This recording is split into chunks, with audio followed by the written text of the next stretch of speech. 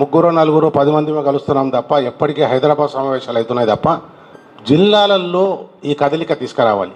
ప్రతి జిల్లాలలో బ్రాహ్మణ భవనాలకి నేను ఇనిషియేటివ్ తీసుకోవడానికి సిద్ధంగా ఉన్నాను. ఆ జిల్లాల నుంచి కనుక మన కదలిక వస్తే కనుక ఈ బాస్ ఖచ్చితంగా సక్సెస్ అవుతుంది, పాలకులను కదిలిస్తుంది. ఎంతసేపు మన హైదరాబాద్ నగరం చుట్టుపక్కల ఏదో పేపర్లలో ఇంకా AB6 పుణ్యమా అని మన భావన అంతా బయట ప్రపంచానికి వెళ్తుంది. కానీ అది లేకుంటే మాత్రం ఇంకా బ్రాహ్మణ సమాజం అంటే టీవీలు మాత్రం సహకరిస్తున్నాయి మనకి. ఆ సహకరించడం వల్ల ఇట్లా మీటింగ్లు జరుగుతున్నాయని బయట ప్రపంచానికి పోతుంది. ఇప్పుడు మనం ఇక సరే ఈ కొత్త ప్రభుత్వంలో ఏం జరుగుతుందో ఏం చేస్తుందో తెలియదు, కానీ మనం ముందున్న సమస్యలు మాత్రం చాలా ఉన్నాయి సార్. ముఖ్యంగా ఐక్యత అంటే ఎప్పుడైనా ఐక్యత రాదండి. మీరు ఇనిషియేటివ్ తీసుకొని మేము ఇక్కడ చేయడానికి కారణమవుతున్న ఎవరో ముఖ్య వ్యక్తులు ఉంటే తప్ప ఐక్యత అవుతుంది. ముఖ్యంగా మనం బయటకు పోతే వస్త్రధారణ ఉంటేనే బ్రాహ్మడు అనుకుంటున్నాడు తప్ప ప్యాంట్ షర్ట్ వేసుకుంటే ఎవడో తెలియని పరిస్థితులలో ఉన్నాం.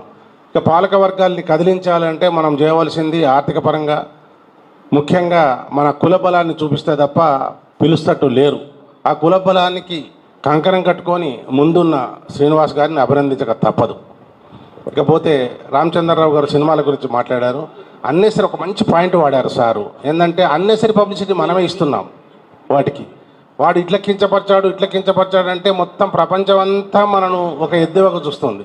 కాబట్టి అన్నెసరి ప్రచారం వద్దు, వాడికి మన కలం పోటుతోటే సమాధానం చెప్పాలి తప్ప మనం ధర్నాలు చేస్తే అన్నెసరి మనం పలచనైపోతున్నాం. కాబట్టి దయచేసి అది కూడా నా ఒక రిక్వెస్ట్, నా వ్యక్తిగత అభిప్రాయమే, ధర్నాలు చేయాలి కానీ అన్నెసరి పబ్లిసిటీ ఇవ్వద్దు అనేది నా తపన.